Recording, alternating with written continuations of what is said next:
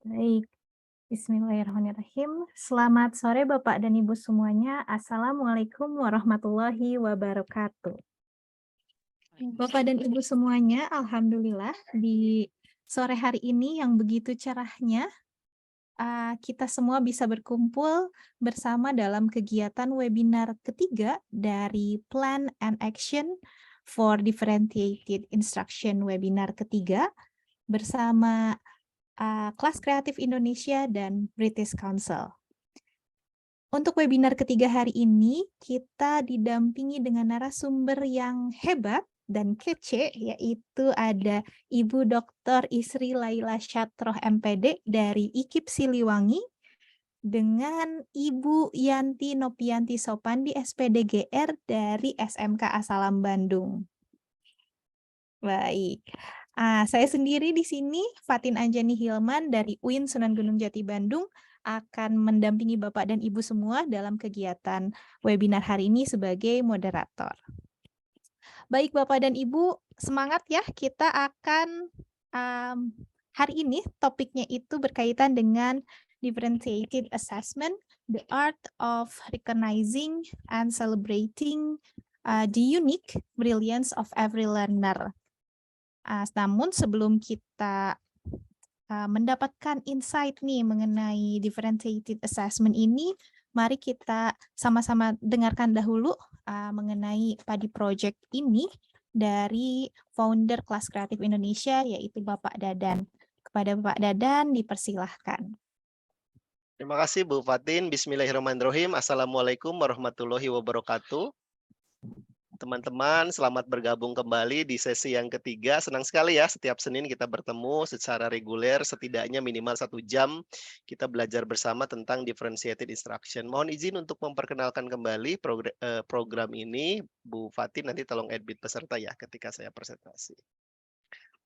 Oke, sekedap.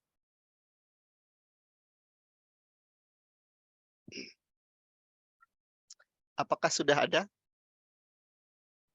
Sudah, oke. Ibu Bapak selamat bergabung di PADI Project Plan and Action for Differentiated Instruction. Kegiatan yang diselenggarakan oleh Yayasan Kelas Kreatif Indonesia didukung oleh sepenuhnya oleh British Council. Alhamdulillah ya, ini kegiatan yang sangat menyenangkan untuk kita bisa belajar bersama di saat liburan. Jadi kita sediakan 5 webinar untuk Ibu Bapak mempelajari differentiated instruction. Dan saya pikir ini adalah pengetahuan yang cukup esensial nih berhubungan dengan kurikulum merdeka. Oke, jadi latar belakangnya. Sebagai kurikulum baru, yang dimaksud di sini adalah kurikulum merdeka ya, yang diperkenalkan dan diberlakukan oleh Kementerian Pendidikan dan Kebudayaan. Semua guru harus memiliki kapasitas dalam memenuhi semua keterampilan yang dibutuhkan. Salah satunya adalah membuat instruksi berdiferensiasi. Tujuan utama dari differentiated instruction adalah untuk mempromosikan fleksibilitas bagi siswa untuk memberikan pengalaman belajar berdasarkan minat, kebutuhan, dan kekuatan masing-masing siswa. Unsur kurikulum ini mendorong guru pada berbagai persoalan dilematis. Fleksibilitas menciptakan batasan yang tidak jelas. Guru terjebak pada gagasan untuk memuaskan semua kebutuhan siswa, tetapi tersandung dalam menyediakan topik dan materi yang cocok dan berkualitas untuk semua siswa. Faktor lainnya yang menjadi tantangan dalam mengimplementasikan differentiated instruction termasuk diantaranya adalah sumber daya, jumlah siswa di dalam satu kelas, kemudian dukungan administrator, pemahaman guru itu sendiri terhadap differentiated instruction, kreativitas guru, dan komitmen guru. Jadi mudah-mudahan dengan adanya 5 webinar yang kita perkenalkan selama seri ini, selama 1 bulan ini, bisa sedikit banyak membantu Ibu Bapak ya. Jadi nanti di awal tahun ajaran, oh saya tahu nih tentang differentiated instruction dan memfasilitasinya. Kemudian melihat permasalahan tersebut, tim kami berusaha memfasilitasi webinar dan lokakarya bagi para guru untuk mendapatkan berbagai wawasan dalam mempromosikan pengajaran yang berbeda di kelas mereka. Selain itu, webinar dan workshop juga bertujuan untuk memicu guru merefleksi semua kegiatan yang telah dilakukan di kelas yang sebenarnya gitu ya, tanpa kita sadari sudah menggunakan esensi pembelajaran yang berdiferensiasi. Webinar dan lokakarya kami berfungsi untuk merefleksikan dan mempersiapkan para guru dalam mengintegrasikan pengajaran yang berbeda. Buktinya nanti, karena ini kan plan and action for differentiated instruction, jadi tidak hanya planning, tapi ada actionnya juga, itu bisa dilihat di modul ajar dan penulisan best practice. Ini ada gap yang kosong sebenarnya, yaitu nanti ada proses pembuatan video. bagaimana pembelajaran berdiferensiasi itu diimplementasikan di kelas. Kegiatan kita bekerja sama dengan British Council sehingga nanti kerangka kerja CPD British Council atau The British Council CPD Framework akan kita gunakan di setiap webinar, kemudian sumber daya online akan digunakan juga di webinar Lokakarya dan TOT.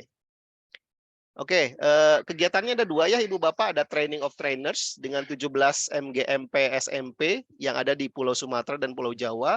Alhamdulillah ada sekitar 52 teacher trainer yang sudah bergabung di kegiatan kita. Kemudian ada 5 open webinar, itu siapa saja boleh bergabung kalau open webinar. Jadi rekan-rekan boleh mengikuti 1 sesi, 2 sesi, 3 sesi, tidak masalah. Tetapi yang mendapatkan certificate of attendance itu hanya yang mengikuti webinar secara lengkap, yaitu 5 webinar.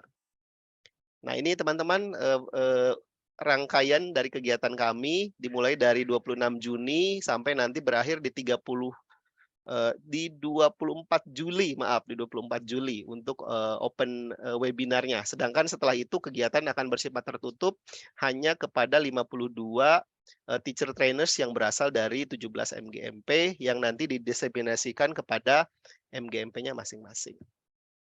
Nah, ini rekan-rekannya yang cantik dan ganteng, lead trainers dari project ini, tetapi ini hanya untuk open webinar dan TOT. Sedangkan untuk kegiatan berikutnya nanti kami akan buka juga ke publik, termasuk diantaranya adalah pembuatan artikel terkait dengan implementasi differentiated instruction. Kita tunggu ya Ibu dan Bapak informasi berikutnya. Terima kasih, semangat belajar bersama. Terima kasih Ibu Isri, Bu Yanti, Bu Fatin, dan teman-teman semua. Assalamualaikum warahmatullahi wabarakatuh.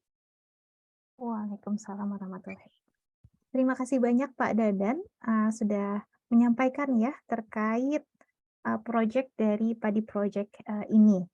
Nah, selanjutnya Bapak Ibu tanpa berlama-lama akan kita simak mengenai presentasi diferensiasi assessment ini dari Bu Isri dan Bu Yanti. Namun sebelumnya izinkan saya membacakan sekilas. Tak kenal maka tak sayang ya, maka kita berkenalan dulu dengan Bu Isri dan juga Bu Yanti.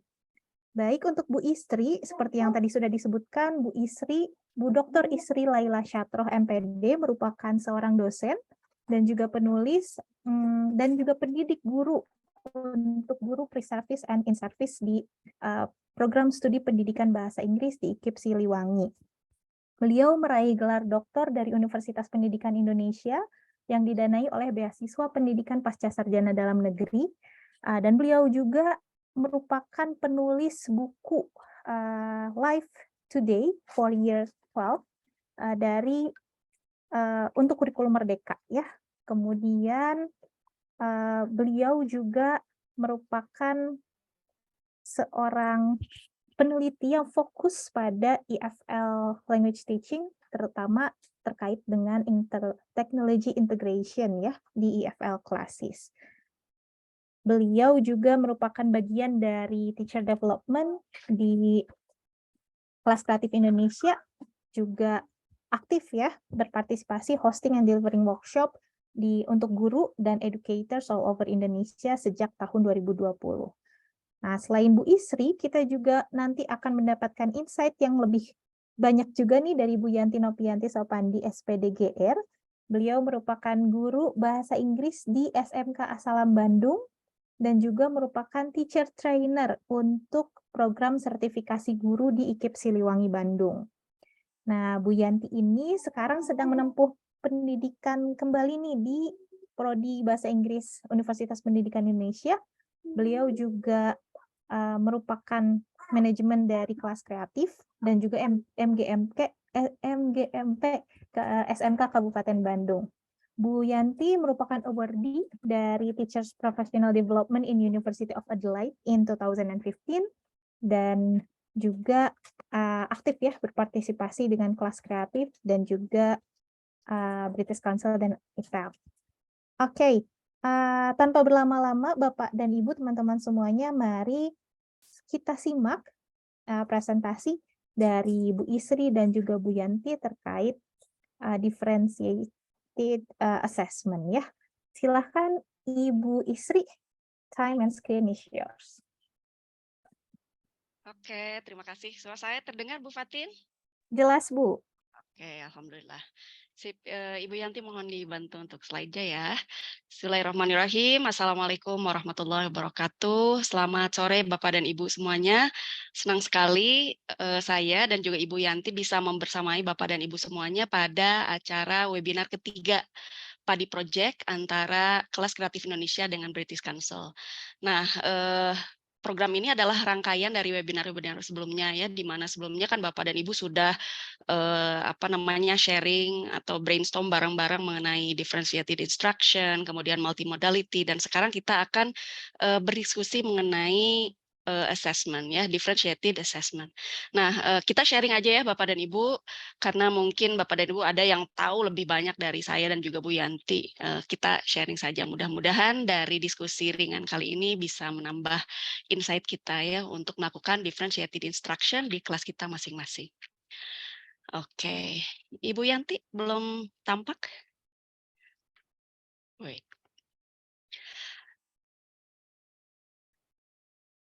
Nah, selama 20 menit ke depan ya, ada beberapa hal yang akan kita diskusikan ya. Dilihat dari judulnya dulu ya, Differentiated Assessment, The Art of Recognizing and Celebrating the Unique Brilliance of Every Learner. Nah, di sini katanya ya, kalau dari judulnya sih bahwa assessment itu harus punya seni. Jadi the art, recognizing, mengenali dan merayakan bahwa siswa kita itu unik gitu ya. Jadi ada seninya. Nah, apa saja sih yang akan kita bahas? Boleh diklik slide selanjutnya. Jadi ada beberapa menu yang kita akan bahas pada sore hari ini. Yang pertama adalah apa sih itu differentiated assessment? Ya, itu yang pertama. Lalu yang kedua, kenapa kita harus melakukan assessment berdiferensiasi? Kemudian yang ketiga, jenis-jenis assessment, ini hanya mengingatkan kembali saja ya. Kemudian yang keempat, nanti kita akan mempraktekannya secara lebih jelas dengan Ibu Yanti mengenai differentiated assessment in practice. Oke. Nah, kita lanjut ke slide berikutnya. Boleh dilihat. Nah, ini nih Bapak dan Ibu, ini ada satu foto yang saya ambil dari Google nih ya. Ini kayak saya lagi beberapa puluh tahun yang lalu ketika saya masih sanawiyah atau masih SD gitu ya. Lagi megang kepala nih kayak yang gatel tapi nggak gatel gitu, menggaruk tapi tidak gatal. Ini tanda bahwa si anak itu pusing. Nah, ini aja ya kita flashback dulu. Nah, Bapak dan Ibu menyebutnya apa nih? Assessment seperti ini pada zaman dulu. Karena dulu itu ya, saya masih ingat ketika saya SD, istilahnya itu masih ada istilah TPB. Tuh. Masih ingat nggak apa singkatan TPB? Nah, ada TPB. Coba ada apa lagi? Boleh di chat ya atau diketik di Zoom chat. Ada THB. Betul, ada cawu. Bukan cau tapi cawu, catur wulan ya. Ulangan catur wulan katanya gitu. Ada juga apalagi ya TPB, THB, ulangan catur wulan. Nah, kalau sekarang kan sudah jenisnya sudah macam-macam ya namanya Jawa yang terakhir juga ada istilahnya assessment gitu ya. Ada EBTANAS, betul.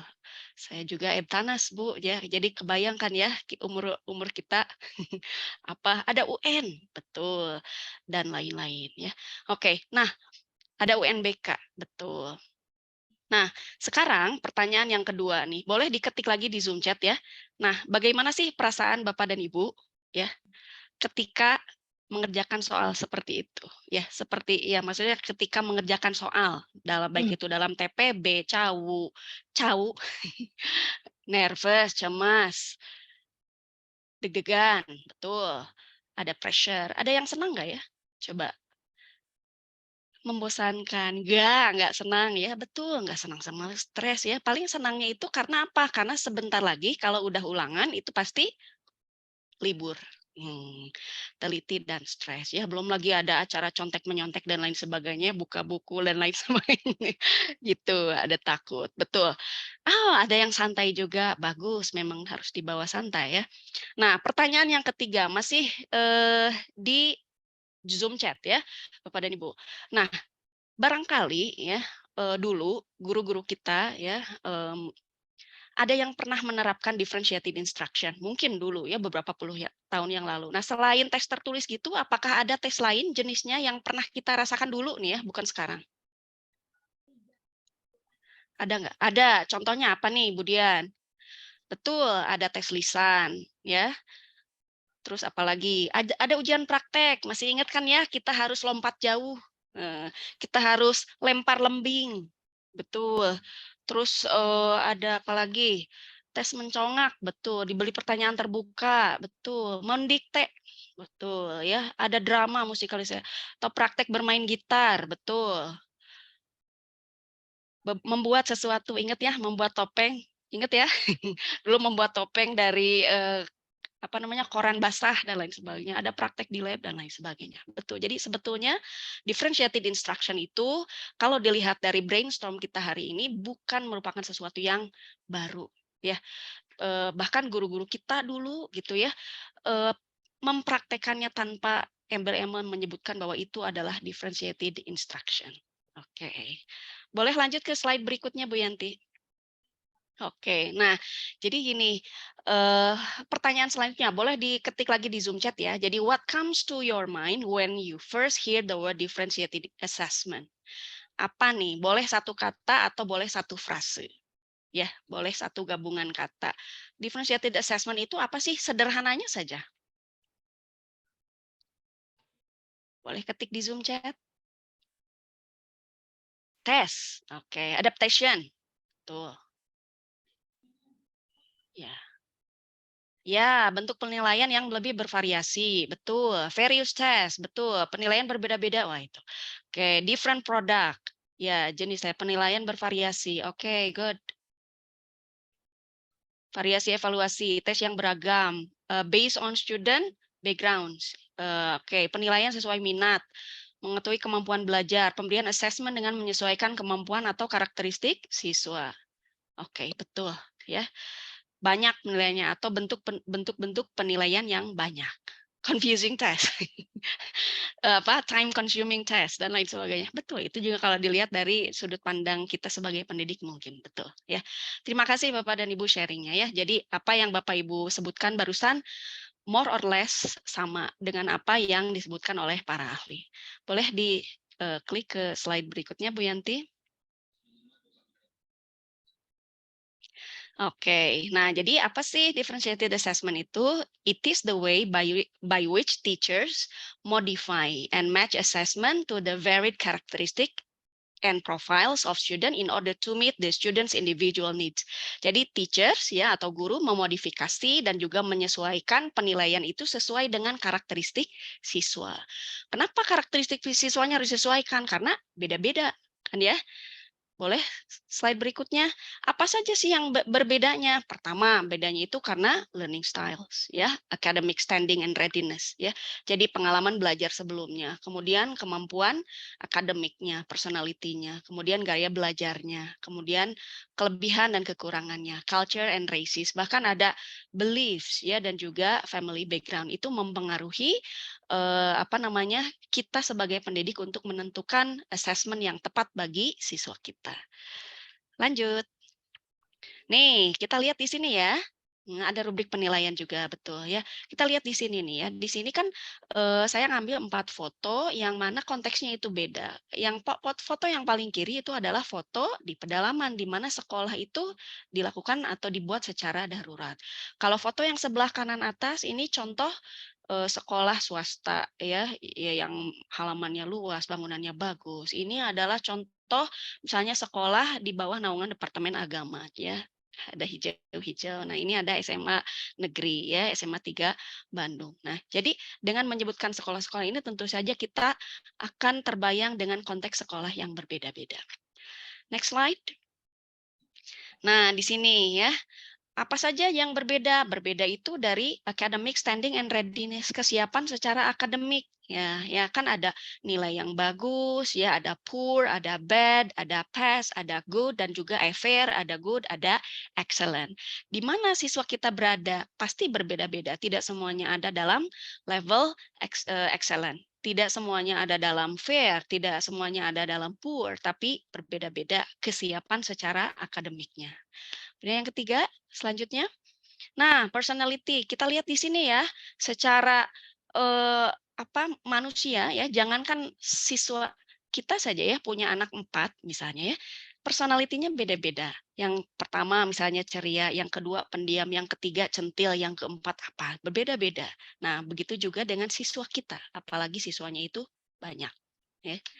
Selanjutnya, learning style ya. Learning style itu ada visual, ada auditory, ada kinestetik yang semuanya itu mempengaruhi gaya belajar gitu ya. Kita sering dengar bahwa Pak Ridwan Kamil katanya ya, kalau sedang rapat dengan jajarannya, dia itu tidak pernah ada tatap muka, jarang katanya gitunya, ada eye contact karena dia sambil menggambar, mendesain dan lain sebagainya karena dia itu auditory learner gitu. Nah, kalau kita bisa melihat atau bisa mengkategorikan siswa mana sih yang learning style-nya ini ya auditory, mana sih yang visual, mana sih yang kinestetik, tentu akan lebih mudah kita ketika memberikan assessment. Lanjut. Apalagi yang berbeda, strength and weaknesses. Nah, ya, kita ambilnya dari teori multiple intelligence-nya dari si Howard Gardner ya. Ada 8 tipe kecerdasan kan ya. Ada kinestetik, interpersonal, linguistik, mathematical, naturalistic, interpersonal, visual dan juga music. Nah, ada yang kekuatannya atau kelebihannya itu di bidang kinestetik. Contohnya para atlet kan gitu ya. Tapi misalnya secara matematik kurang. Ya, termasuk saya misalnya linguistik itu lumayan, tapi untuk musik saya lemah. Nah, gitu ya. Jadi kita harus tahu kelemahan dan kekurangan siswa, ya. Next slide. Nah, di sini kita juga lihat sendiri ya, apalagi kalau misalnya kita mengajar di kota besar, di mana orang tuanya itu biasanya para pendatang. Tentu saja siswa kita itu berasal dari cultures dan juga races yang berbeda-beda. Ya, ada misalnya walaupun di Jawa Barat nih lokasinya, tapi tetap saja misalnya berapa persennya itu berasal dari luar Jawa Barat. Nah, apalagi misalnya di tingkat universitas ya, karena sekarang kurikulum merdeka di mana misalnya semua mahasiswa dari kampus manapun bisa kita ajar melalui proses seleksi ya. Nah, dengan memperhatikan different cultures and races ya, maka kita bisa menerapkan assessment yang sesuai dengan culture siswa. Selanjutnya, apalagi yang berbeda? Background ya. Di sini spesifiknya family background. Ada yang dibesarkannya oleh orang tua, ada yang dibesarkannya oleh nenek kakek misalnya ya, ada yang dibesarkan oleh ibu, ada yang hanya dengan bapak, ada yang dibesarkannya di asrama gitu, ada yang dibesarkannya di pesantren, ada yang dibesarkannya di boarding school. Nah, ini mempengaruhi siswa ya, kondisi siswa gitu ya. Jadi kita harus tahu nih si ini mah latar belakangnya begini, si ini mah latar belakangnya begitu ya. Nanti boleh bertanya ya di sesi akhir. Nah, kemudian apalagi yang berbeda? Tentu saja different beliefs ya, di mana ada beberapa agama yang yang resmi ada di negara kita. Nah, tentu saja kita akan siswa kita akan terdiri dari siswa yang berbeda-beda kepercayaannya. Ya. Next slide. Nah, jadi kenapa nih kita harus Jangan Kak. ya. Mama Jadi kemana kenapa? dia?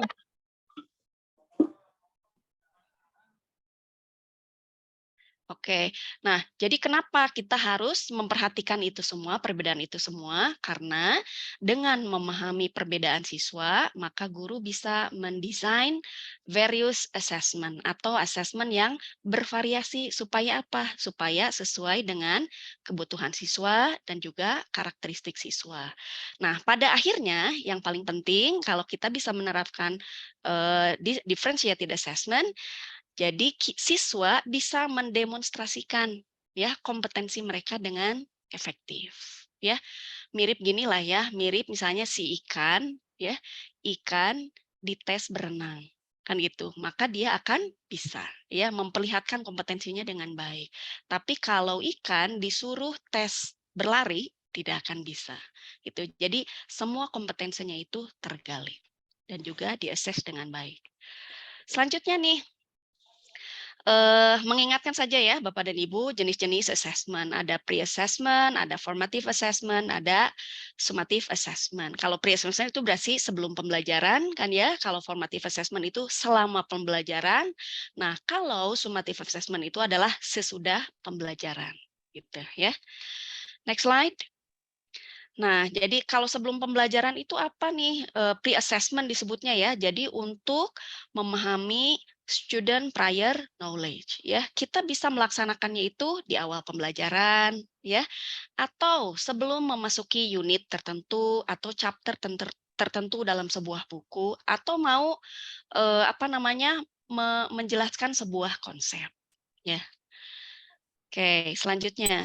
Nah, menurut si Tomlinson, 2013 banyak sekali teknik pre-assessment yang bisa kita gunakan di kelas ya. Ada 25 list katanya yang bisa kita laksanakan. Salah satunya ada di slide berikutnya. Biar ayah nak buka pintu na. Kak ayah hak punggung.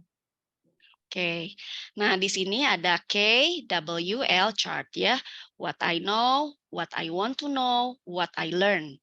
Ya, kita bisa meminta siswa untuk menulis atau mengisi KWL chart.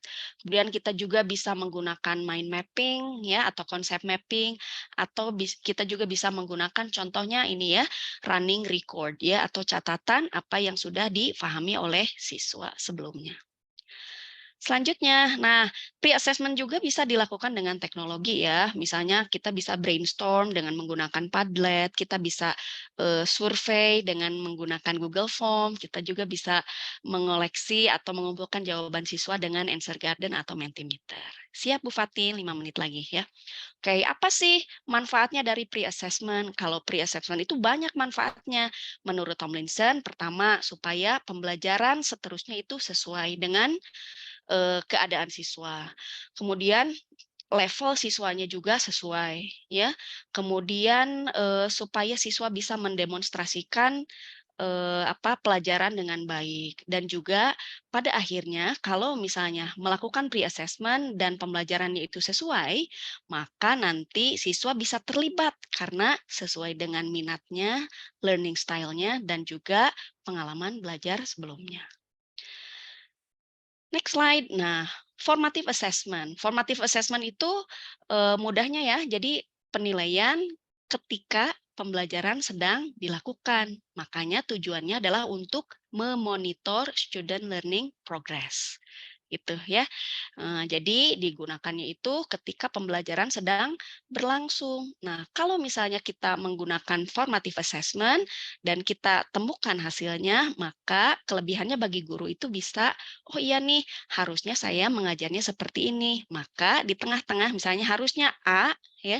Nah, di tengah-tengah pembelajaran kita belok ke B karena hasil dari formative assessment. Oke, next slide. Nah, kemudian apa sih manfaatnya? Nah, manfaatnya guru bisa mengidentifikasi kelebihan dan kekurangan siswa.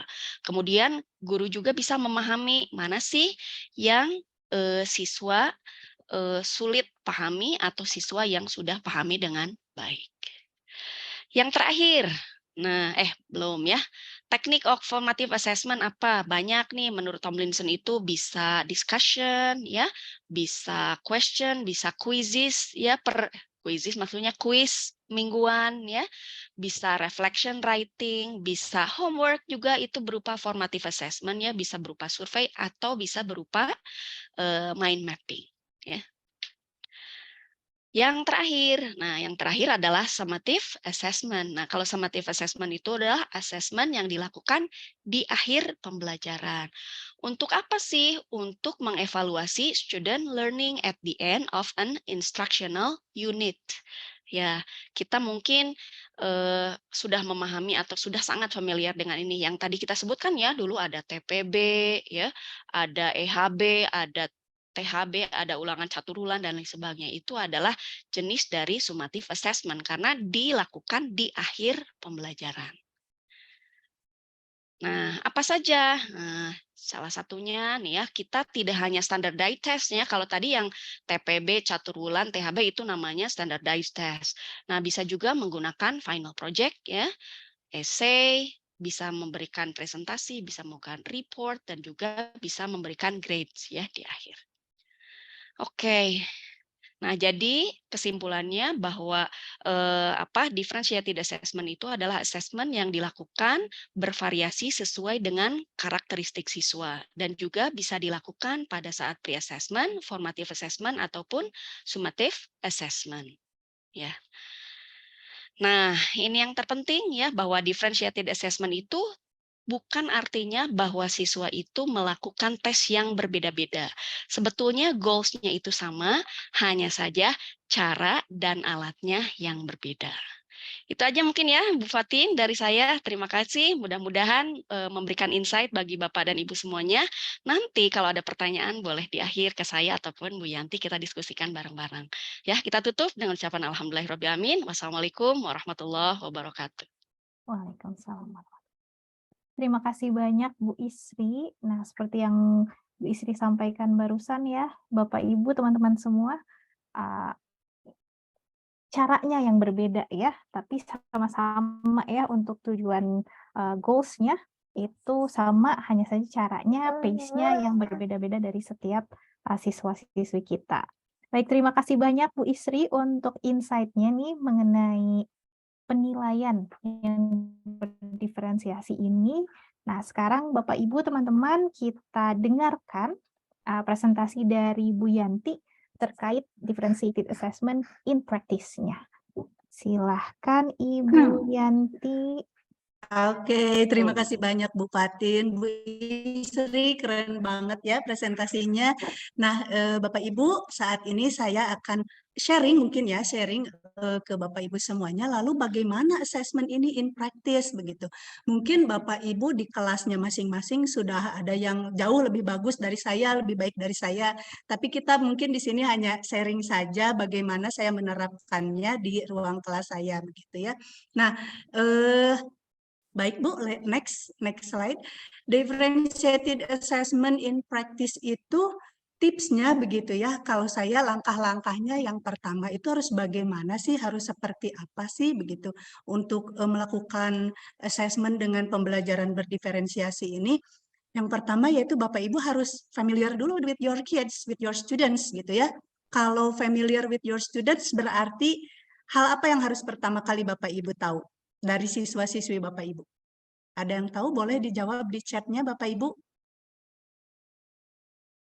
Hal pertama apa yang harus Bapak Ibu tahu dari siswa-siswi Bapak Ibu?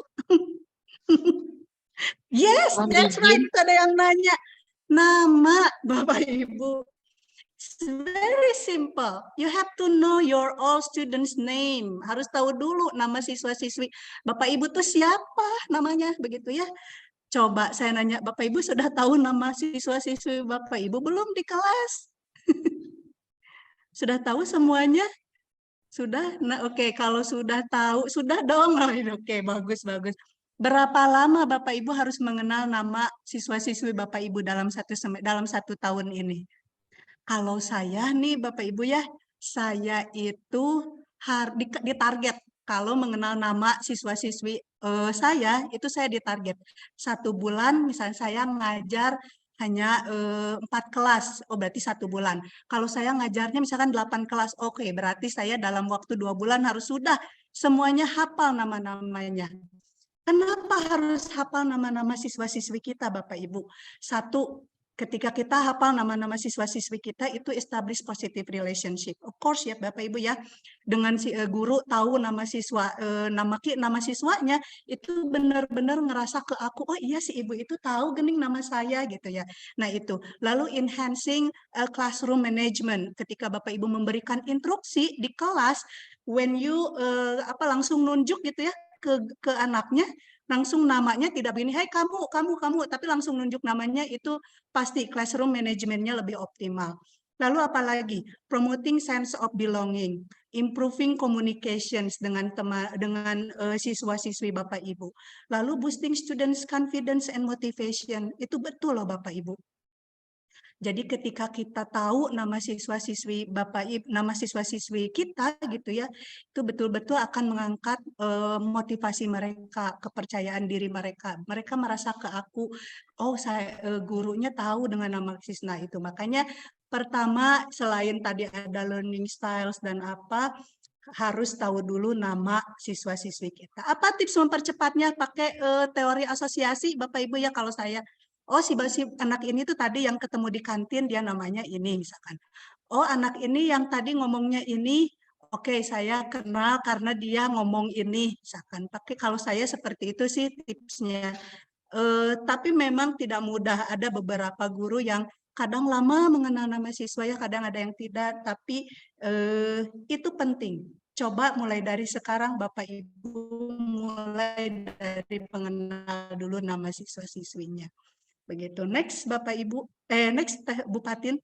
Nah, lalu step kedua apa sih setelah kita mengenal nama siswa-siswi? Oke, sudah mengenal berarti anak itu ada yang cerewet, anak itu ada yang suka bergerak, pasti ya dengan mengenal namanya, pasti kita juga kesananya akan tahu juga karakter siswa-siswi kita itu seperti apa gitu ya. Nah, lalu yang kedua adalah set clear goals. Clear goals kita mau apa? Misalkan kalau kita clear goals-nya itu mau ngajarin listening, oke kita fokus dulu ke listening. Aspek-aspek listening apa saja? Kalau kita mau ngajarin ke siswanya speaking, oke kita fokus dulu yang dinilainya speaking dulu. Aspek-aspek speaking apa saja? For example, aspek yang dinilai dari speaking itu ada pronunciation, fluency, vocabulary, language and use, grammatical accuracy-nya gitu ya. Terus non-verbal communication-nya seperti eye contact-nya, gesture-nya seperti apa, confidence-nya seperti apa. Nah, itu yang harus kita set dulu di awal, mau pembelajaran ini, fokus kita, goals-nya mau apa. Adapun ketika di perjalanan nanti ada siswa yang ternyata dia mah bagusnya di writing atau apa, nanti saya kasih tips ya Bapak Ibu ya. Nah, tapi tetap Bapak Ibu harus fokus dulu goals-nya, aspeknya kemana. Misalkan kalau ternyata aspek di speaking itu aspek-aspeknya banyak, boleh Bapak Ibu kurangin yang mau kita nilai sekarang apanya dulu. Misalkan boleh Bapak Ibu kurangin apa dulu yang akan kita nilai. For example, non-verbal communication sama pronunciation-nya dulu. Itu yang di ini. Grammatical accuracy-nya nanti saja boleh. Jadi tinggal Bapak Ibu set clear goals-nya yang seperti apa dan bagaimana. Next, Teh Patin. Oke, nah yang ini provide choices. Bapak Ibu harus memberikan pilihan-pilihan kepada siswa-siswi Bapak Ibu ketika Bapak Ibu memberikan tes atau memberikan tugas gitu ya kepada Bapak Ibu kepada siswa-siswinya. Nah, sekarang saya ingin mencoba men-share yang ada di British Council website-nya. Sebentar. Oke, saya akan share screen. Mungkin dari saya aja ya, Teh Bu Fatin ininya.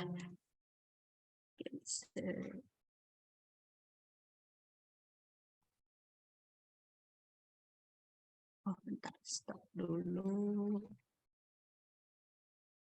Share sound. Oke, nah Bapak Ibu sudah terlihat semuanya? Oke, sudah Bu. Sudah Bu Yanti. Sudah ada ya. Oke, saya ini ngambil dari website British Council Learning English for Kids-nya. Ya. Di sini ada, di sini kan banyak ya Bapak Ibu sebetulnya materi yang bisa kita explore untuk melakukan penilaian berdiferensiasi kepada siswa-siswi. Saya kasih contoh due to the limited time. Saya kasih contoh yang sederhana. Ini di sini ada short stories. Karena short stories itu bisa promotnya kemana-mana gitu ya. Ini bisa ke higher order thinking-nya ke siswa gitu. Dan ininya ke low order thinking-nya. Saya milih di sini misalkan all and the carpet magic. Nah, preparation-nya di sini kan ada preparation dulu Bapak Ibu. Di preparation ini Bapak Ibu bisa melakukannya di pre-assessment ke siswa-siswi atau di persepsi juga boleh dilakukan langkah ini ya. Di sini ada forest, raining, mountain, snow, storm. Nah, tekniknya kayak gimana? Bapak Ibu, kalau misalkan di sekolahnya ada slide projector, ini bisa langsung gampang, bisa langsung ditampilkan. Tapi kalau yang tidak ada, Bapak Ibu harus siap, berarti harus punya speaker. Nah, kalau tidak ada speaker, berarti Bapak Ibu yang ngomong sendiri ke siswa-siswinya ya. Bapak Ibu yang ngomong sendiri. Tapi ininya harus di-print nih buat anak-anak. Ininya di-print buat anak-anak, lalu mereka dikelompokkan. Lalu Bapak Ibu misalkan ini yang tidak ada sama sekali, misalkan yang sama sekali tidak ada teknologi di kelasnya misalkan ya. Bapak Ibu ngomong forest. Nah, Bapak Ibu sudah harus menyiapkan dulu si kata-kata ini di depan kelas, tapi banyak misalkan yang di-search ada misalkan ada 4 kelompok, tapi hanya yang di-set ada 3 misalkan di-search-nya. Yang foggy ada 4, yang storm ada berapa. Bapak Ibu silahkan dihitung sendiri, misalkan sesuaikan. Nah, ini ketika Bapak anak-anaknya sudah siap, lalu Bapak Ibu ngomong forest misalkan. Anak-anak lari ke depan cari kata forest, lalu ditempelkan di sini. Atau kalau misalkan kalau tidak ditempelkan atau ditulis boleh begitu ya ke anak-anak. Raining, tapi kalau misalkan ternyata Bapak Ibu ada speaker di kelasnya masing-masing, boleh langsung di play aja ini. Forest. Nah, terdengar nggak Bapak Ibu? Raining. Dengar. Terdengar. Sebetulnya lebih absah pakai dari British Council-nya langsung gitu ya, soalnya kan yang ngomongnya native. Mountain. Nah, kayak gini-gini. Lalu dicek students-nya. Nah, ini dengan begini itu terfasilitasi anak yang suka bergerak, anak yang suka mikirnya di sebelah mana, anak yang lihat warna-warnanya di sebelah mana gitu ya. Multimodality-nya juga di sini terakomodir. Nah, itu untuk pre-assessment-nya. Lalu nanti Bapak Ibu misalkan di kegiatan intinya, ini biasanya materinya tentang apa? Saya ngambil materinya tentang descriptive text. Kalau descriptive text itu ada di kelas berapa ya kalau di SMP? Mungkin bisa di kelas 7, kelas 8 ya ada. Nah, lalu Bapak Ibu boleh memplay videonya seperti ini. Nanti ditampilkan ke siswa-siswi. Kita tampilkan dulu ya Bapak Ibu sebentar. One very hot day, Ali finds a carpet in his uncle's shop. What's this? Suddenly the carpet jumps. It moves and flies off into the air. Hey, what's happening? A loud booming voice comes from the carpet. Welcome, O Master. I am a magic carpet. First they fly high up into the sky, and then they land in a jungle. It is hot and wet, and it's raining. It's raining. Yuck. Then they fly to the desert. It is very, very hot and dry. It is very, very hot today. After that, they fly to the South Pole. There is lots of ice and snow. It's freezing. Brrr. Where are we now? I can't see. In the mountains. Can you see me? It's very foggy. Then they fly to a forest. It's very windy there. Oh, it's windy in the forest. Then they fly. Nah, seperti inilah kurang lebih. Lalu Bapak Ibu bahas dulu descriptive text yang ada di sini itu menceritakan tentang apa. Tadi ada cuacanya snowy gitu ya.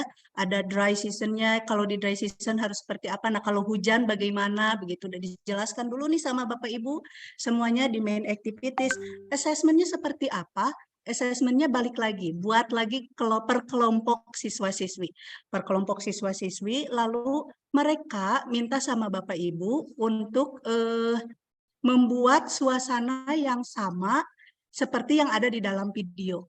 Kalau misalnya Bapak Ibu tidak ada speaker dan slide projector seperti ininya, Bapak Ibu bisa ceritakan aja.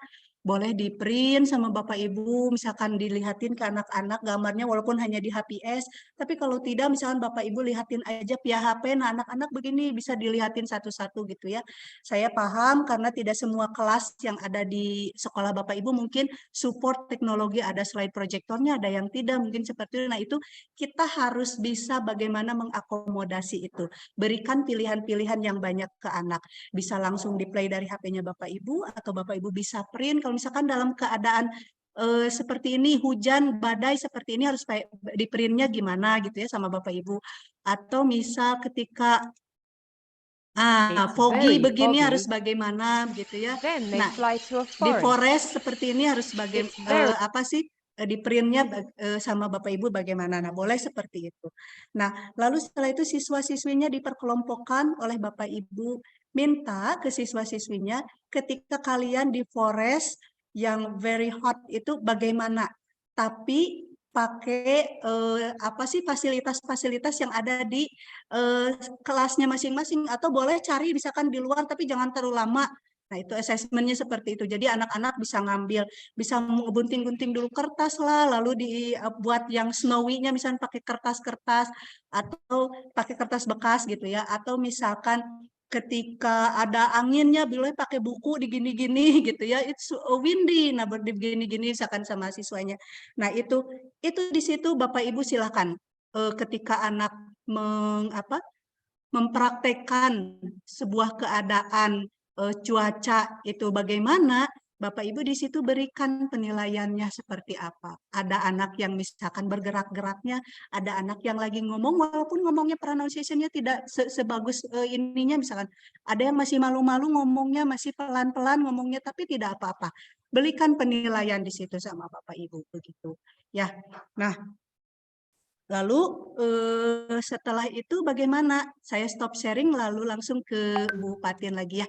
Cara penilaiannya bagaimana sih yang paling mudah misal? Yang paling supaya ini kan lagi penilaiannya harus diferensiasi gitu ya, harus diferensiasi. Berarti gimana? Nah, saya kasih contoh. Saya kasih tips. Support flexible grouping yang pertama. Bapak Ibu harus membuat grup dulu. Misalkan untuk yang pertama ketika anak-anak harus mempresentasikan bagaimana deskripsi sebuah cuaca, itu semuanya harus terlibat. Misalnya satu kelompok itu ada 6, ada 4, ada 5 orang.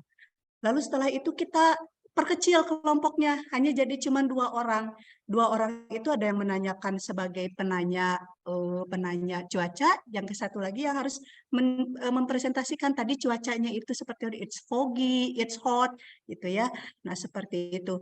Lalu kalau misalkan sudah 2 orang, lalu 1 orang, misalkan ditanya mereka 1 orang yang harus ngomongnya ke depan. Yo, siapa yang mau ngomong ke depan?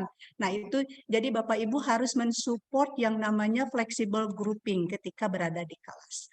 Ya, next Teh Fatin. Lah, lalu apa lagi? Yang selanjutnya adalah scaffold and differentiate support. Bapak Ibu ketika mengajar di kelas tadi menilainya, aduh ini kan yang ada yang begini, ada yang begini. Diferensiasinya harus menilainya bagaimana nih, anak yang kinestetis, anak yang ini. Saya biasanya kalau ke kelas nih Bapak Ibu bawa peralatan itu banyak. Jadi tidak hanya laptop misalkan, terus ada speaker yang kecil saya bawa. Lalu tips ini ya Bapak Ibu, saya tuh kelihatan ya sih? Coba. Saya pakai dulu yang di blur ya Bapak Ibu. Oh, nggak kelihatan. Sebentar. Virtual background-nya saya non dulu deh. Bagaimana sih cara ngenonin tuh? Oh ini. Nah, saya tuh pakai yang kayak gini nih Bapak Ibu, alat tulisnya. Alat tulisnya begini. Bapak Ibu silahkan sediakan kalau kalau sekarang kan mumpung lagi libur ya, beli alat pensil yang seperti ini. Isi ini sama Bapak Ibu di dalamnya ada, kebetulan ini udah kosong karena udah akhir tahun pelajaran. Isi di dalamnya ada sticky notes kayak gini. Jadi anak yang pintar pronunciation saya kasih warna biru misalkan. Anak yang suka bergerak-gerak tapi helpful, lalu mereka bisa membantu dan sebetulnya mereka paham, lalu saya kasih misalkan warnanya hijau. Nah, si perkompetensi aspek-aspek speaking tadi saya kasihkan dengan sticky notes yang seperti ini. Lalu bagaimana dengan anak-anak yang aktif menjawab kita, aktif berpartisipasi gitu ya, menjawab pertanyaan atau ada yang menjawab pertanyaan-pertanyaan dari kita. Saya kasih beri stiker yang seperti ini, terus dikasih bintang-bintang Bapak Ibu di sininya, dikasih bintang-bintang. Oh, ternyata dia sudah progres, ternyata dia berkembangnya dengan baik, misalnya berkembangnya belum maksimal, boleh tidak apa-apa. Nanti sama Bapak Ibu si stiker-stiker ini ditempel ke bukunya siswa-siswi kita. Jadi kita ketika pas penilaian itu sudah bisa tergambarkan dengan warna-warni yang ada di sini. Atau misalkan saya sediakan juga color paper, ada tape gitu ya, color marker saya sediakan spidol-spidol warna. Kalau misalkan ini, jadi kalau ke kelas teh udah rebo dengan siap peralatan perang yang banyak. Kadang membawa softball, bola yang kecil gitu ya, untuk dilempar-lempar ke siswa yang bisa ini. Tapi yang kecil aja, jangan sampai menyakiti mereka gitu. Nah, yang paling penting satu lagi apa? Bawa teacher's journal. Teacher's journal ini Bapak Ibu bisa nulis catatan, misalkan Jujun, pinter ininya, ini sudah baik, ini cuman catatan-catatan kecil aja teacher's journal seperti itu, yang bisa membedakan antara siswa ini dan ini, progresnya sudah di sini dan di sini begitu. Jadi kalau tadi si sticky notes ini untuk membedakan aspek-aspeknya, tapi kalau ini untuk membedakan poin-poin yang ada, poin-poin yang telah diraih oleh siswa, yang aktif bertanya, atau yang seperti apa. Jadi semuanya diberi nilai oleh kita, semuanya bagus, semuanya berkembang gitu ya. Cuman berkembangnya mungkin ada yang belum maksimal, ada yang perlu kita encourage lagi seperti itu. Nah, mohon videonya di-share, mungkin Bu Fatin bisa share linknya di kolom chat ya Bu Fatin. Nah, oke, selanjutnya ini dia. Encourage, tips selanjutnya, encourage teamwork and knowledge sharing. Jadi teamwork and knowledge sharing itu begini Bapak Ibu, ketika kita building relationship dengan siswa itu tidak hanya kita dengan siswa, tapi usahakan siswa dengan siswa pun harus ada teamwork-nya, ada knowledge sharing-nya. Jadi saya itu ketika ngajar ke anak, tidak misalkan Miss ini begini ya, sudah baca buku belum? Sudah baca internetnya belum? Kalau mereka belum, sok baca dulu bukunya. Miss belum ngerti, tanya temannya dulu. Jadi supaya mereka bisa sharing dulu. Jadi ada tanya, kalau saya ya, ada tanya sumber, tanya teman, kalau tanya teman, tanya temannya teman, sudah bisa belum? Kalau temannya teman baru tidak bisa, sudah stuck, boleh tanya ke saya. Nah, ini harus di-encourage ke siswa habit-habit seperti ini. Jadi mereka bisa sharing bareng-bareng bersama-sama.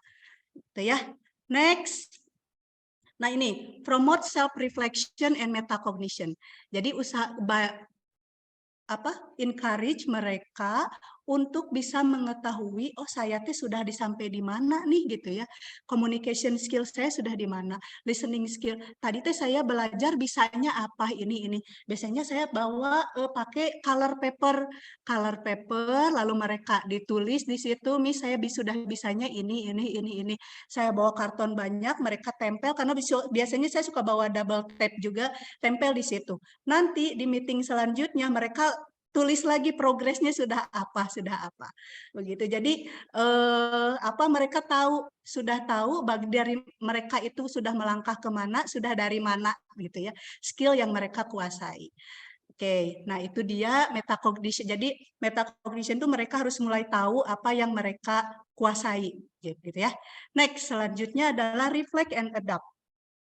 Nah, dari tadi yang yang siswa sudah tahu sampai sini, kita lalu refleksikan bareng-bareng anak-anak. Biasalah pertanyaan refleksi, sudah belajarnya apa? Are you happy today? Belajarnya sampai mana?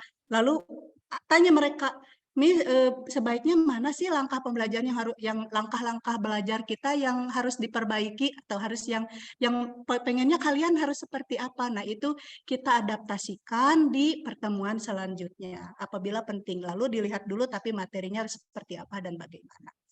Gitu ya. Nah, balik lagi ke tema materi hari ini. Tema sesi kita hari ini adalah the art of recognizing and celebrating the unique brilliance of every learner. Jadi Bapak Ibu ketika masuk ke kelas itu harus be a different teacher.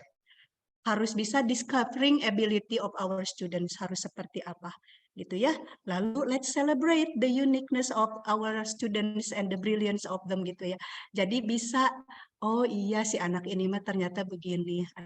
Kita tidak akan lagi mencap bahwa anak itu bodoh, anak itu nakal, anak itu cerewet gitu ya. Anak itu nyebelin, ya tidak akan bisa mencap lagi kayak gitu karena semua every single step harus di-celebrate, harus kasih apresiasi buat mereka. Nah, paling begitu saja dari saya, Bapak Ibu. Terima kasih banyak. Mohon maaf atas kekurangannya. Sekian. Assalamualaikum warahmatullahi wabarakatuh. Balik lagi ke Bu Patin, silahkan. Baik, terima kasih banyak Bu Yanti, Bapak Ibu, teman-teman semuanya. Yang paling utama tips nomor 1 nih ya, harus mengenal siswanya dulu, namanya. Jangan sampai tidak kenal dengan siswanya ya, baru kita bisa maju ke step-step berikutnya. Baik Bapak dan Ibu, sekarang kita masuk ke sesi pertanyaan. Apabila Bapak dan Ibu, teman-teman semua memiliki pertanyaan terkait penilaian diferensiasi ini, dipersilahkan untuk diketik di chat box atau di kolom Q&A. Silahkan Bapak dan Ibu.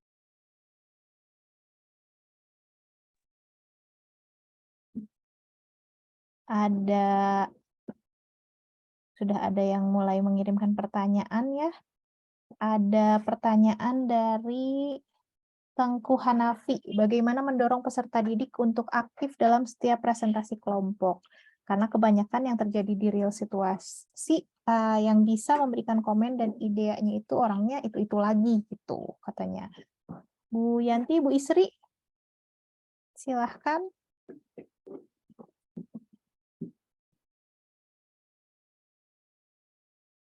Baik, saya coba tanya saya coba jawab ya Bu ya.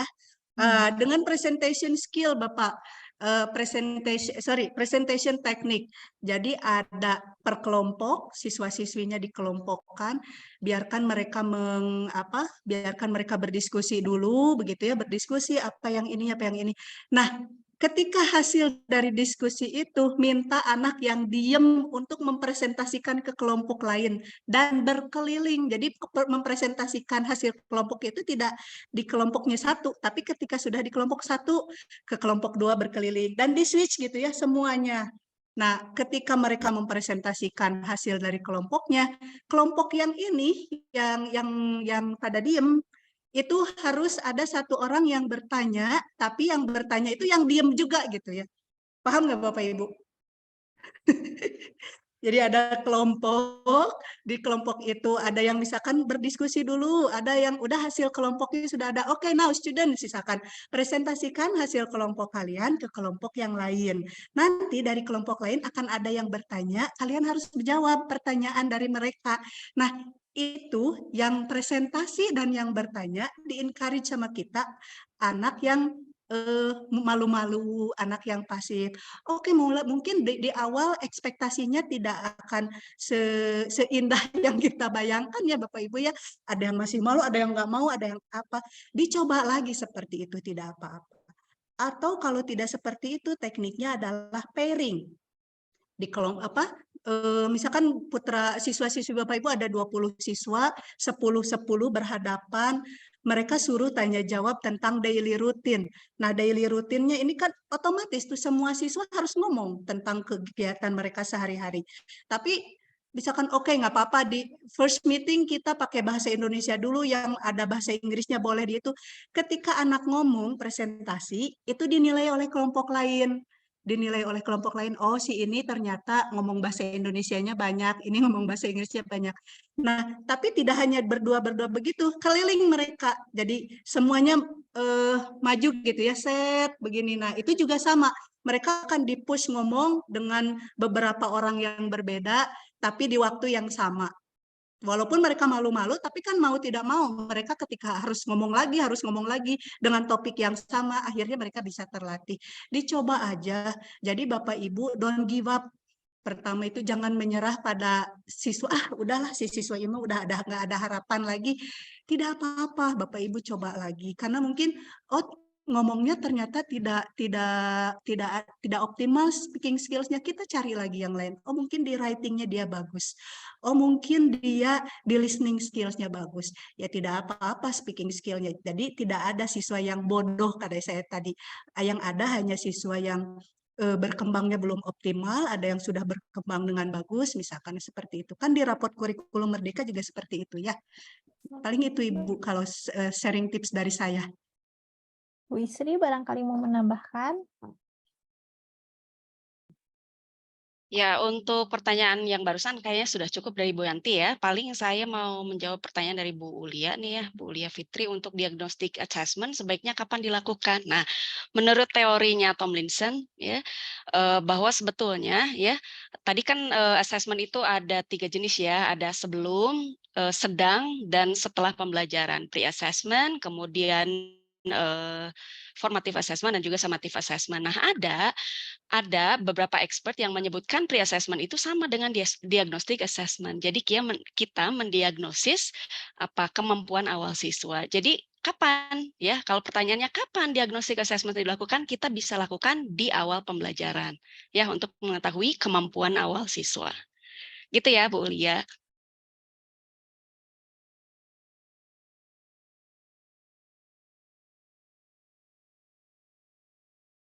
Oke, Bu Yanti ini dari Bu Arya ya. Ya.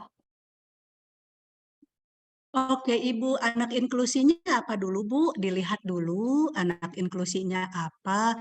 Tetap kita ekspektasinya walaupun misalkan anak inklusi, anak disleksia atau apa, autis misalkan ya, autis.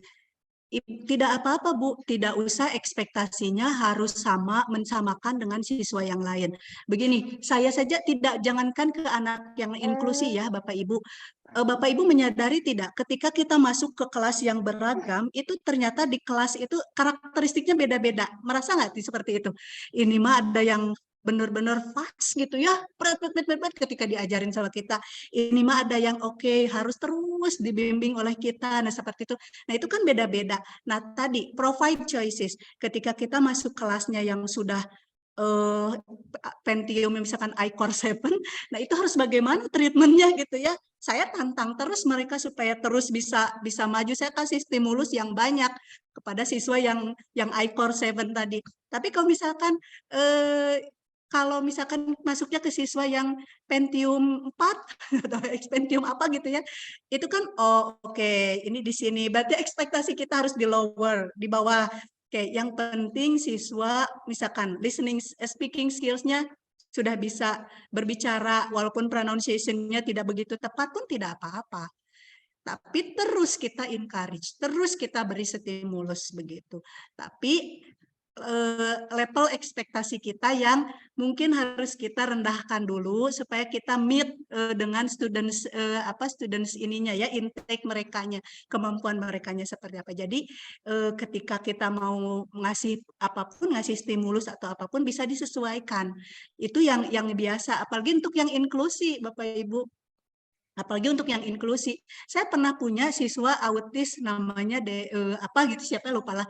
Dia tuh kalau memperhatikan itu di kelas nggak pernah merhatiin saya, dia lihat tembok aja gitu ya, kalau ngajar lihat tembok.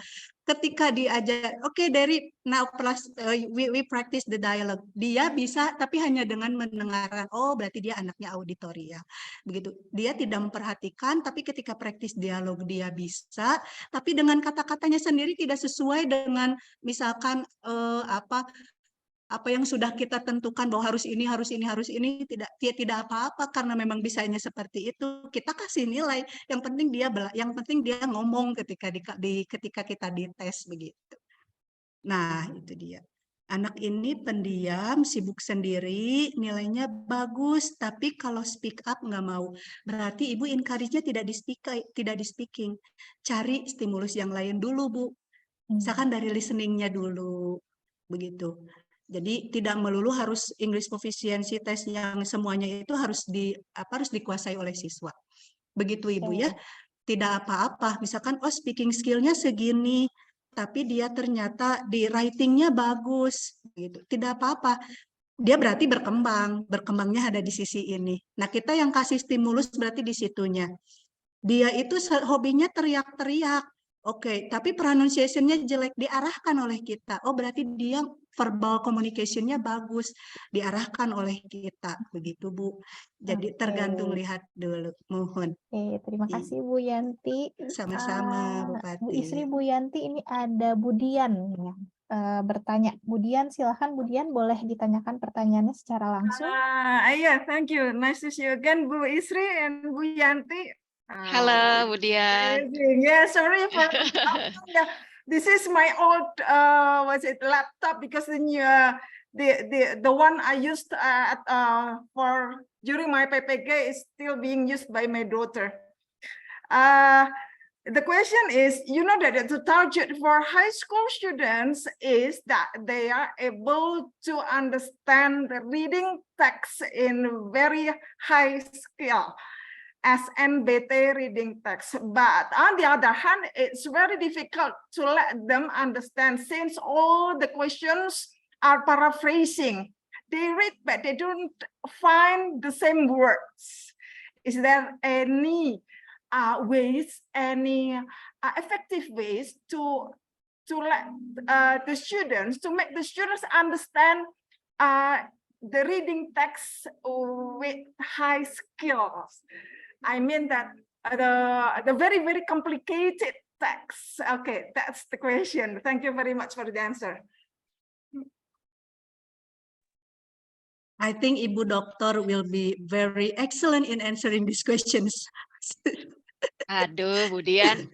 Ya. Pertanyaannya bagus, jawabannya juga lumayan ya. Nah, Budian begini ya. Ini berkaca dari latihan aja ya, belajar atau mengajar TOEFL ya. TOEFL juga kan ada bagian-bagiannya reading. Nah, di situ berdasar I try to answer your question based on my experiences ya, Bu ya. Jadi ketika mengajarkan reading itu, jadi kita mengajarkannya itu per macro skill gitu ya. Jadi misal reading skill yang pertama gitu ya, jadi per topik gitu. Jadi pertama reading for specific information dulu, reading for unstated details. Lalu begitu selanjutnya reading for tadi stated detail, unstated detail. Kemudian yang selanjutnya misalnya reading for reading for apa gitu. Jadi setiap jadi mengajarkan readingnya itu per skill gitu ya, Bu, per macro skill. Nah, kalau dengan seperti itu ya, based on my experience, jadi si siswa itu terbiasa untuk belajar dari yang mudah dulu ke yang sulit. Nah, kalau tadi pertanyaan Ibu, bagaimana kalau soalnya itu complicated? Ya, artinya kita latih dulu dari yang mudahnya ke yang sulitnya. Jadi sedikit demi sedikit akan bisa gitu. Kalau menurut saya begitu ya, Bu ya. Itu pengalaman saya mengajarkan TOEFL ketika reading gitu. Nah, kalau untuk pertanyaan untuk level SMA mungkin boleh ditanya ke Bu Yanti, bagaimana Bu Yanti pengalamannya kalau mengajarkan reading? Ada chunking strategies mungkin ya Bu ya. Ya, tadi dibagi-bagi dulu seperti itu. Kalau saya Bu GBA itu udah keren banget kalau dipakai untuk buat how to comprehend the text, metode GBA. Jadi Ibu provide banyakin reading text, misalkan ditempel-tempel aja kayak di dinding kelas pakai gallery walk. Dan itu jangan dulu anak-anak harus minta, oke anak-anak baca ini teksnya, silakan jawab pertanyaannya. Kita jangankan anak-anak, kita juga kadang liar ya Bu ya kalau baca soal-soal TOEFL kayak gitu. Nah, jangan dulu seperti itu. Building knowledge of field-nya, kasih dulu modeling of text-nya ke anak-anak. Dengan apa? Dengan provide many reading text in the classroom, lalu mereka dianalisa dulu ini who is the reader, kira-kira ini di mana tempat teksnya itu tentang apa, misalkan garis besarnya bagaimana, mulai dari hal-hal besar dulu. Lalu setelah itu mulai ke chunking yang kecil-kecilnya. Tapi dilihat dulu mereka harus betul-betul banyak latihan dulu baca teks. Misalkan tidak usah banyak-banyak, ada 5 teks atau 4 teks yang ada di kelas ditempel, lalu mereka dikasih worksheet sama ibu, biarkan mereka keliling gitu ya, jangan hanya diam aja di kelas, apalagi diam hanya di kelas lalu harus baca dan jawab teks, udah itu mah Bu, pasti mereka will get frustrated gitu ya. Ujung-ujungnya bakal jadi benci dengan teks bahasa Inggris. Nah, coba di get familiar dulu dengan teks-teks bahasa Inggris yang seperti itunya. Begitu Bu kalau saya. Yang GBA Bu teknik-tekniknya ya Bu ya. Sawadili. Itu udah bagus banget sih kalau menurut saya. Baik, itu saja dari saya. Oke, terima kasih banyak Bu Isri, Bu Yanti. Pertanyaan terakhir nih ya, dari Ibu Sunarmi. Bu Sunarmi boleh langsung ditanyakan pertanyaannya kepada Bu Isri dan Bu Yanti. Silakan Bu Sunarmi.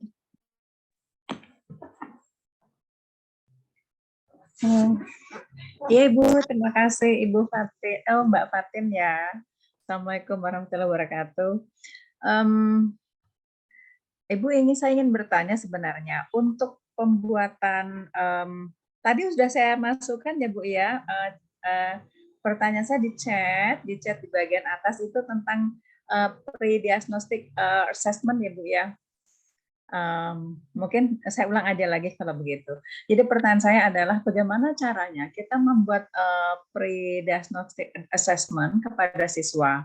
Kalau misalnya kita sudah mempersiapkan satu bahan ajar, misalnya kita personal pronoun ya kan, untuk misalnya kelas 7 ya kan, personal pronoun kita ajarkan dulu sebelum kita mengajarkan deskripsi gitu kan, supaya mereka juga oh iya mereka nanti gampang kan untuk BKOF-nya ya gitu.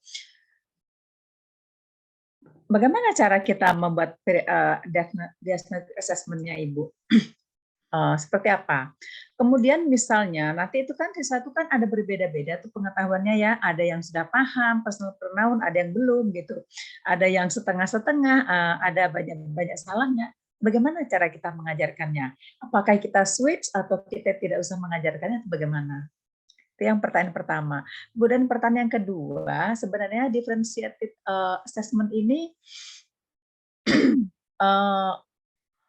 kalau kita kan sudah ketika mengajarkan kita sudah menetapkan satu tujuan ya Bu ya untuk TP-nya, tujuan pembelajaran kita sudah tahu. Oh misalnya siswa mesti bisa mendeskripsikan kayak misalnya benda atau hewan gitu kan Bu ya, secara sederhana dengan bahasa mereka.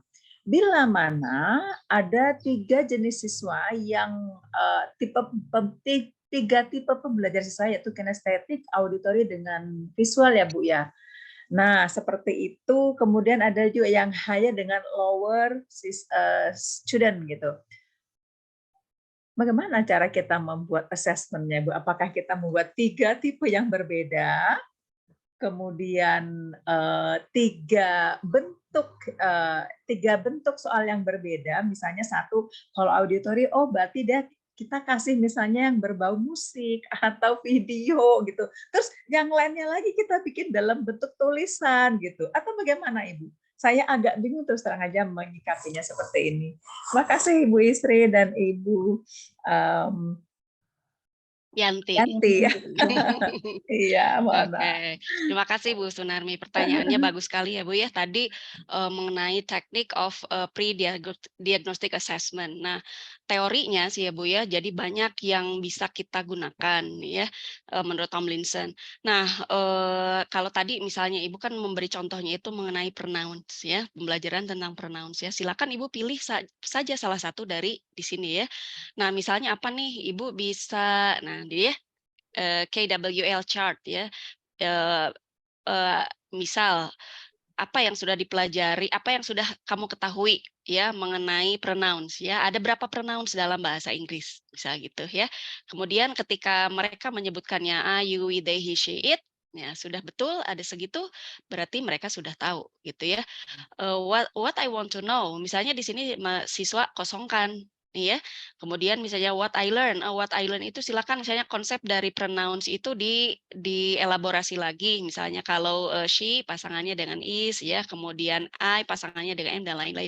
Nah dari pre-assessment seperti ini kita tahu nih, oh jadi kalau Kalau sebetulnya si kelas ini mah dasar dari pronouns itu sudah ada, tinggal misalnya ya, tinggal kelas ini mah ternyata to be dalam bentuk past yang masih pabaliut. Misalnya ada yang masih menyebutkan she were misalnya atau I were gitu.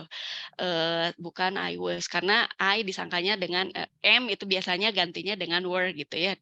Nah, jadi dengan itu kita tahu bahwa ternyata ada yang sudah materi yang sudah mereka pahami, ada yang belum. Ya kurang lebih seperti itu kalau contohnya kayak KWL chart ya.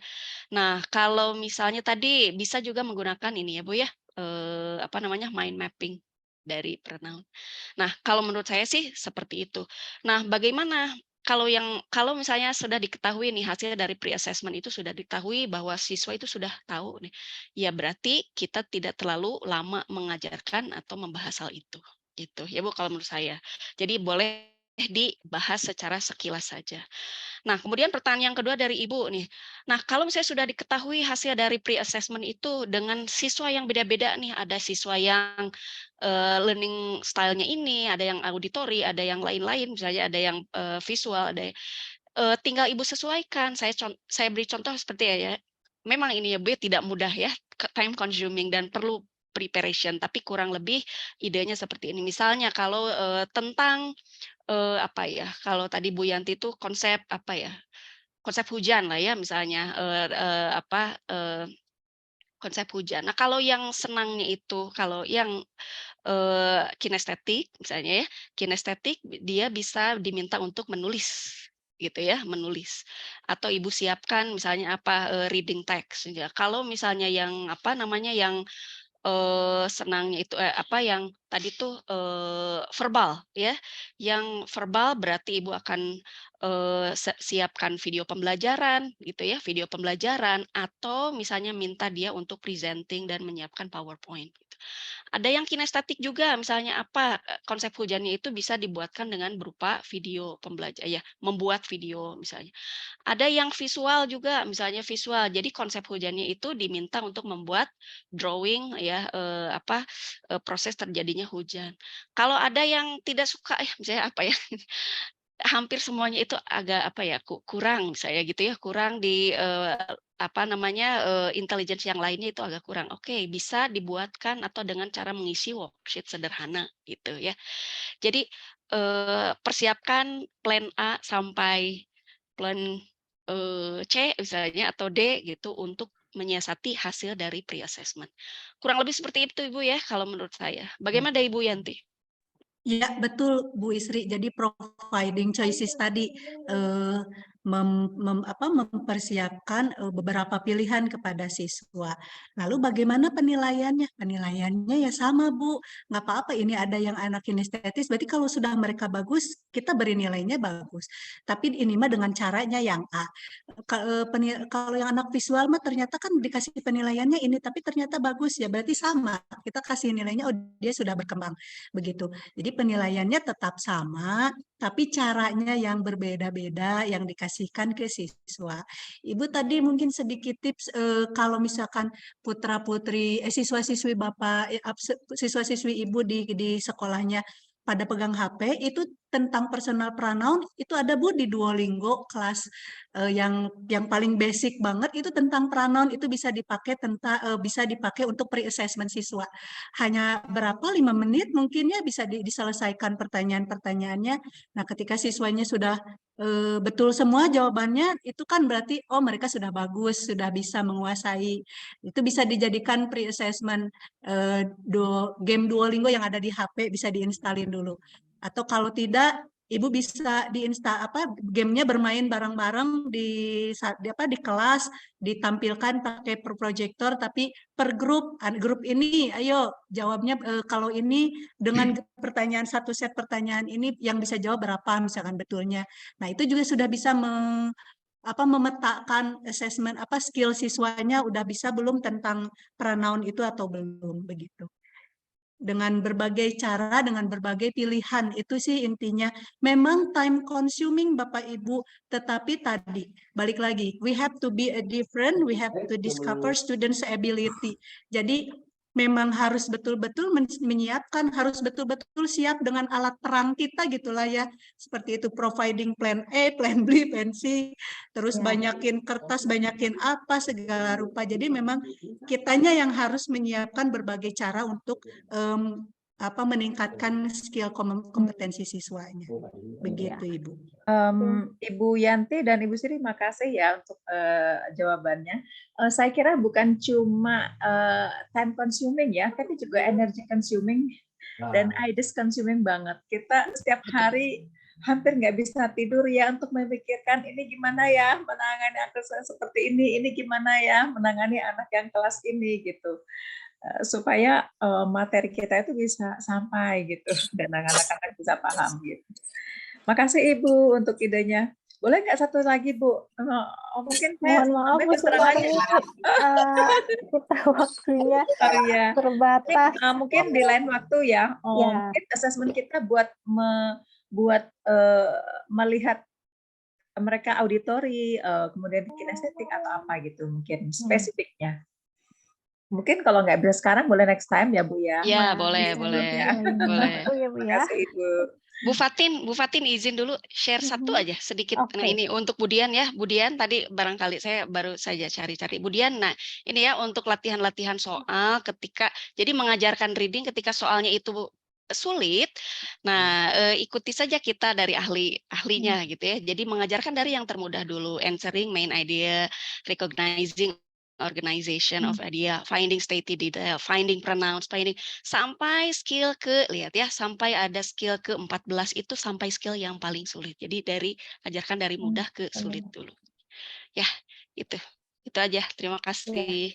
Di share apa ada itunya ya Bu? Ya. Ada Bu, nanti saya screenshot dan japri kemudian ya. Thank you very much for your kindness. Thank you. Oke. Oke, terima kasih banyak Bu Isri, Bu Yanti, Bapak Ibu semuanya atas pertanyaan-pertanyaannya ya. Sayang sekali kita waktunya terbatas, pertanyaannya juga ini tidak bisa semua terjawab, tapi tadi yang sudah disampaikan oleh Bu Isri dan juga Bu Yanti menjawab ya pertanyaan yang diutarakan oleh Bapak Ibu. Bapak Ibu silahkan jangan lupa untuk mengisi daftar hadir di sesi chat box, boleh diklik, kemudian diisi dengan judul differentiated assessment-nya. Baik Bapak Ibu, kita sudah berada di penghujung waktu dari webinar ketiga mengenai differentiated assessment ini. Namun sebelum saya tutup, saya mau mengingatkan kembali kepada Bapak Ibu semua bahwa minggu depan, hari Senin depan, itu kita masih ada webinar lagi ya. Webinar mengenai Workable Technology for Your EFL Student-Centered Classroom, Highlight and Challenges bersama para trainer kita. Jangan lupa untuk hadir di webinar keempat di Senin depan di waktu yang sama ya Bapak Ibu ya. Terima kasih banyak Bapak Ibu sudah bergabung di sesi webinar ketiga dari PADI Project antara Kelas Kreatif Indonesia dengan British Council. Terima kasih banyak atas kehadirannya. Mohon izin sebelum kita keluar dari Zoom, kita sesi foto bersama. Silahkan boleh dinyalakan kameranya. Mama ikut dong. 7 slide ya, saya mulai dari slide pertama. 1, 2, 3. Oke, slide kedua. 1, 2, 3. Oke, slide ketiga. 1, 2, 3. Oke, slide keempat. 1, 2, 3. Slide kelima. 1, 2, 3. Slide ke-6. 1, 2, 3. Dan slide terakhir. 1, 2, 3. Oke. Terima kasih banyak Bapak Ibu semuanya. Sehat selalu. Insya Allah kita bertemu kembali Senin depan. Terima kasih. Assalamualaikum warahmatullahi wabarakatuh. Selamat sore. Warahmatullahi wabarakatuh. Terima kasih banyak ya ibu-ibu sudah hadir. Terima Sampai kasih, ketemu Ibu. lagi hari Senin depan. Terima kasih Bu Yanti, Bu Ifri, Bu Fatih. Waalaikumsalam. Terima Terima kasih. kasih. Sampai bertemu Senin depan teman-teman. Ya, terima kasih. Terima kasih.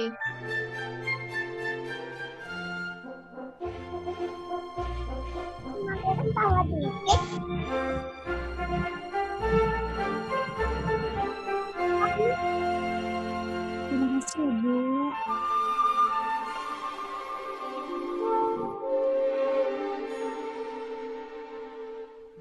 Thank you Pak Dadan, Pak Host, dan yang lainnya. Sama-sama. Sampai bertemu Senin depan ya Pak ya. Insya Allah Pak Dadan. Thank you Pak Dadan. Sama-sama, Ibu Pak. narasumber yang hebat luar biasa.